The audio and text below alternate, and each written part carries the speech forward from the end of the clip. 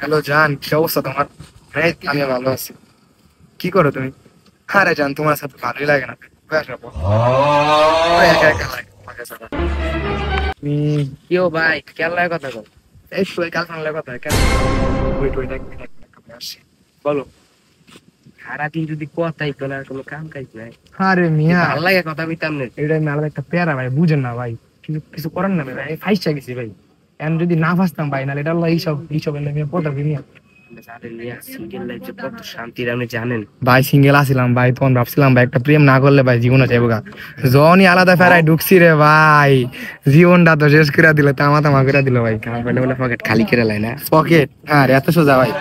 পরে ভাই আবার আবার টাকা ভরি, এমনি অনেক টাকা ভরি ভাই। পকেট দিল ভাই টাকা ভাই, বুঝছেন ভাই।